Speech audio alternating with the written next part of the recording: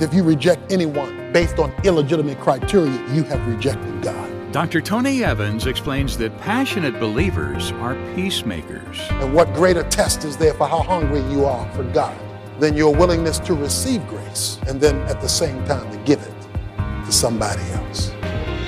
This is The Alternative broadcast featuring the timeless biblical teachings from the archives of Dr. Tony Evans. Like electricity flows through a power line, God's grace is intended to flow through us to others. Today, Dr. Evans explains what needs to happen if something's blocking that flow. Let's turn to Ephesians chapter 2 as he begins. Jesus prayed a prayer prior to his crucifixion in light of the fact that he would be crucified. In John 17, he says these words in the midst of his prayer in verse 21. He says to his Father, "And I pray that they all may be one, even as thou, Father, art in me, and I in them, that they also may be in us, that the world may believe that thou didst send me." Jesus prays this prayer prior to his death that his children, the church, would no longer be divided by the evil one, but would be one. Another word for unity. Unity is not uniformity. Unity is uniqueness moving to a common goal. For the Father is not the Son, and the Son is not the Spirit. They just all have the same essence, the essence of deity. He says that they might be like us. When Jesus Christ said on the cross, my God, why hast thou forsaken me?" He wasn't talking to himself. It was the Son talking to the Father. For the Father is not the Son is not the Spirit is not the Father, but all three make up the one Godhead. He says that they may be in us. That is, one in purpose and nature, distinct in personhood. That's the Trinity. And his prayer was that when he left, God would bring about unity in history through the church for a purpose. And that is that the world may know that I'm the real deal. So dynamic was this prayer that God has made the content of this prayer, Jesus' prayer for oneness, a criteria for an individual's relationship with him. God has made our fellowship and intimacy with him contingent on our relationship with other believers. Therefore, any believer who uses a false criteria for measuring another Christian, and a false criteria is face, race, or place. Whenever illegitimate criteria is used to judge another brother or another sister or another group of brothers or another group of sisters, no matter which way it goes, what God wants you to know is that there will be no intimacy with him. Now that explains a lot. This issue, the prayer of Jesus, is so serious to God that he says he will relate to you based on what part you're playing in answering this prayer. Ephesians chapter 2, one of Paul's great passages on this subject, was right on target because the first 10 verses of chapter 2 talks about grace. He says in verse 5, by grace have you been saved. Verse 7, that in the ages to come he may show forth his grace. He says in verse 8, you've been saved by grace through faith. He comes in verses 11 through 22 to discuss race because Paul had a social problem on his hands. And that is that Jews and Gentiles were getting saved and were now coming to the same church. They had the church at Ephesus. So if you were a Christian and you went to church, you went to Ephesus Bible Fellowship because that was the only game in town. Everything else was paganism galore. This is where you had to go to church. The problem was the Jews came with their history, background, culture, and traditions. The Gentiles came with their history, background, culture, and traditions. And they were totally opposite. Not only did they come with their backgrounds, they came with name calling. Verse 11. Therefore, remember that formerly the Gentiles in the flesh who were called uncircumcision. So they came from a world that called folk names. So this name calling thing not new. They had it in the New Testament because that was the criteria. So the Bible is not written in a vacuum. This is not theory. Paul had a problem on his hands. But in addressing the problem, he starts off with grace. We want to spend all our time starting off with race. He said, no, let me spend the first 10 verses telling you where you were when you found grace. Now we can start talking about race. And then he introduces a word in this section, and you know it's the theme of the section because of the repetition, and it's the word peace. Verse 14, he is our peace. The end of verse 15, thus establishing peace. Verse 17, that he came and preached peace to you who were near, and peace to those far away, and peace to those who were near. What he says in this passage is that the issue of unity has already, follow this now, been solved. It has already been addressed. Now, why do I know that? Because the Father never says no to the Son. That is except on the cross. But apart from the cross, because that was him bearing our sin, the Father always does what the Son requests. And the Son requested in John 17 that God might make them one. So the death of Jesus Christ, according to verse 13, but now in Christ you who formerly were far off have been brought near by the blood of Christ, for he is our peace. Mortal enemies have been reconciled. Jew, Gentile, black, white, whatever color you want to choose. Once a person comes to faith in Jesus Christ, they come into a realm known as peace. If you're trying to create unity, you're wasting your time. Because if the cross can't do it, I'm talking about for Christians there, if the cross can't do it, then what makes you think you or me and our feeble humanity can do what Calvary can't accomplish? We spend too much time apart from Calvary trying to solve a problem that Calvary has already addressed. This means that nobody based on race or color or class or denomination or any of the artificial barriers we bring up has any spiritual advantage over anybody else. When you come through the door of the family of God, your significance is at the cross. It's because you run into that same grace. It means there's no difference before God between a PhD and somebody working on their GED. It means, as James 2 says, how do you discriminate against the poor man? Because he can't dress like you. And you feel like you've got to go to a church where everybody makes what you make, lives where you live, drives what you drive, as though that's a representation of the family of God. Paul didn't tell the Jews to start a Jewish church and a Gentile to start a Gentile church. He said, let me tell you what Christ has done for the one church. Now, people can go to whatever church they want. That's not the point. The point is everybody who comes to any church must feel equally welcomed by the family of God because of what the cross has done. Because they've seen how amazing grace is. He calls this new entity called the church in verse 15 by abolishing in his flesh the enmity. It's not abolished because you have a unity meeting. It's not abolished because you come up with this plan. It's abolished in his flesh. And he's talking about the cross.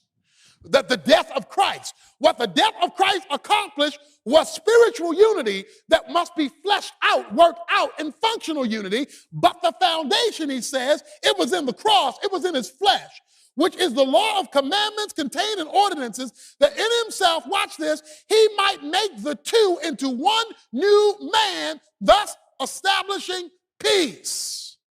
Dr. Evans will explain why embracing our identity as God's one new man is essential for living above the world's fractured agenda. Right after this. If you've been encouraged by connecting with the Urban Alternative, whether it's online or on the air, we want to ask you to give your very best year-end gift to help keep that encouragement coming your way and going out to others as well. Your financial support is vital to helping meet our year-end challenge amount to ensure this outreach remains strong, so that more people like you can continue to be encouraged by God's Word in the year ahead. Please visit tonyevans.org to give today. That's tonyevans.org. You know, Tony has said that the more people who meet Jesus, the more lives will be transformed. It's a simple equation, and it's the driving purpose behind this ministry. Visit tonyevans.org or call us at 1-800-800-3222 and make a contribution to help keep the Word moving forward. When you do, we'll say thanks by sending you a resource package designed to take you deeper in your walk with God. It starts with Tony's current audio series, Soul Starved, Journey to the Source. These 12 full-length lessons will help you find the kind of peace that can only come when your soul is fully satisfied in Him. You'll gain biblical insight into what it means to rest in God's presence, no matter what's happening around you. The second part of this package is Tony's eye-opening book, God Himself. It's a deep dive into the attributes of God that will renew your confidence in His goodness, power, and peace. For a limited time, the audio collection and book are yours with our thanks when you make a donation to support the ministry of the alternative. Get the details today at tonyevans.org or call 1-800-800-3222 and let one of our resource team members help you. That number again, 1-800-800-3222. Well, let's return now to Dr. Evans for the second part of today's lesson. You see, if you do not see yourself as belonging to this new race, this one man, this new definition, oil and water don't what? Well, that's not quite right. Oil and water don't normally mix. There is an exception. You put oil and water together and you shake it up, it looks like it mixes for a while. But then the oil will separate from the water. Because the conventionary thesis is oil and water don't mix. Blacks and whites don't mix. Rich and poor don't mix. That's the lie of the homogeneous church unit, which is basically a code word for maintaining racial segregation in ecclesiastical terms, or class segregation. They don't mix. They are too distinct. Every time you shake them together, you push them together, they won't come together, and if they come together, they won't stay together. Well, there is an exception. The exception is when you use an emulsifier. You see, the job of an emulsifier is to take the unmixable and so work at their fundamental definition that that which could not be mixed is now mixed. You see, mayonnaise has water and mayonnaise has oil, but you don't have a problem with oil and water mixing because the emulsifier in mayonnaise is egg. What egg does is it grabs hold of oil and it grabs hold of water and it so tightens them together that you and I can now have a ham sandwich that tastes good.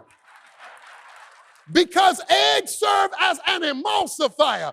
Yes, in the world, blacks and whites don't mix. In the world, rich and poor don't mix. In the world, that is how it is. But the death of Jesus Christ and his blood is God's emulsifier. And his job is to make that which does not mix, mix. And be beneficial when it does mix. There is a magnificent portrait painted for us when people are hungry for God on a cross-cultural, cross-racial, cross-class, cross-educational line. Revelation 5. This is the view of heaven. The same author who wrote John and 1 John wrote Revelation. John the Revelator. God took him up and gave him a preview of heaven. He said, John, take a look up in heaven. Let me let you see what you're in for. Now watch this now. And they sang a new song, saying, worthy art thou to take the book and break its seals, for thou wast slain and did purchase for God with thy blood from every tribe, tongue, people, and nation. If you don't read that closely, you're going to miss it. In heaven, this is in heaven, folks. John looks up and guess what he sees? People from every nation, every tribe, every kindred, and every language group, tongue. So I see some of you not with me. We talking about in heaven, the future. He says, when I looked up and I saw what the future was going to be like, I saw folk up there from every people group, every national group. They even got broke down into tribes, dialects, even the subgroups I saw. Now, what does this say to us? It says there will be diversity in heaven. If you're black now, you're going to be black in heaven. If you are white now, you are going to be white in heaven. If you're Hispanic, you're going to be Hispanic in heaven. Because he says the distinctions of earth I saw in heaven. I saw them in heaven. He says, I saw them from every tongue. You say, well, how are we going to get along in heaven if folks speak in different languages? When you know every language, it doesn't matter. What did this group have in common? What brought this group together? How could such a diverse group all get along up in heaven? Because they were purchased by the same owner. He says they were purchased by the blood. That's like me going to farmer's market, and I go to farmer's market and I buy something from every stand. I just say, okay, you have this kind of vegetable, I'll take one of this, and I'll take one of this, and I'll take one of that, and I'll take one of this. And so I make a purchase using all I have from every stand in farmer's market. So what I have is a representative group of vegetables or whatever fruit or whatever it is from every stand in farmer's market. So I have a full house of fruit. I don't have all that was in the stand, but I have a representation. And let me explain something. When God came to this culture and chose you and you and you and you and me to be representatives from our people group, you don't understand. It didn't have to be you. That's why it's amazing grace. It didn't have to be you. It could have been somebody else. But when you lose sight of grace and think that you are more than you ought to think, that somehow God looked in you and you look worthy to be saved, you do not understand grace. He says there was a common purchaser and a common purchase price. But not only that, he comes in verse 10 and he says, and thou hast made them to be a kingdom and priest to our God, and they will reign on the earth. You talk about wall of separation. You got politics, king, and you got religion, priest. The kings ruled the political order. The priests ruled the sacred order. He says they are a kingdom of priests. The wall of separation, so-called, has been removed. And now these groups are unified in their purpose. They adjust to this new kingdom. That's how it is in heaven. But why? It says they did it for God. Why? Well, verse 11 tells you.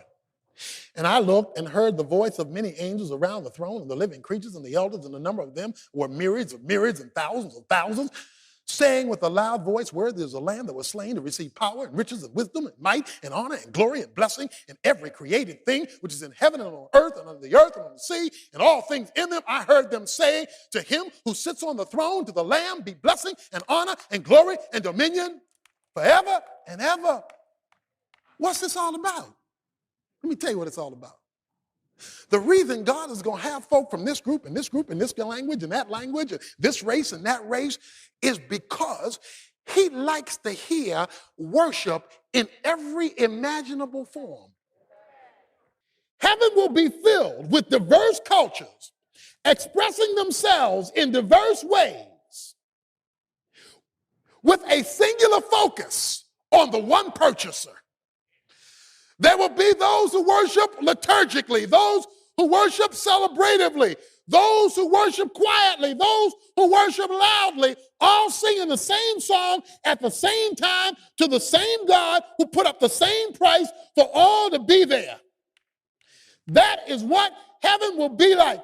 When you tune 100 pianos to the same tuning fork, they're automatically going to be tuned to each other because the same standard governs the tuning. You get 100 worshipers all tuned to the same God, they will automatically be tuned to one another because they're all focused in the same direction. What he is saying is heaven will be filled with the worship of God. You say, well, that's heaven. Thy kingdom come, thy will be done on earth as it is in heaven. It means if you remember grace, you'll be able to deal with folk that you're not like a lot easier. If grace means anything, it means God no longer keeps score. It means that every time you show up, God is not throwing in your face what you did. Grace does not keep score. But on the other side, grace always recognizes that I am not better than somebody else because of my position or because of my stuff or because of my clout or because of my history, because I am what I am by the grace of God. That's why it is so appropriate that Amazing Grace was written by a slave trader. Amazing Grace was written by a putrid man. Amazing Grace was written by a person that went over to West Africa and blazed that trail of what was called a railroad track underneath the Atlantic Ocean where slaves were thrown over and where the sharks could anticipate their meals. He was part of that. It is appropriate that the greatest song in the history of Christianity, Amazing Grace, was written by the worst man, because that means if God can save him, then he can save us all. It means if heaven is going to be filled with the diverse cultures expressing themselves in diverse ways, there's plenty of good room for you and me. It means if you reject anyone based on illegitimate criteria, you have rejected God. And what greater test is there for how hungry you are for God than your willingness to receive grace and then at the same time to give it to somebody else. Dr. Tony Evans, helping us understand the intended flow of God's love through us to others. Now, if you're ready to move beyond religion into real relationship, Dr. Evans' book, God Himself, will show you how.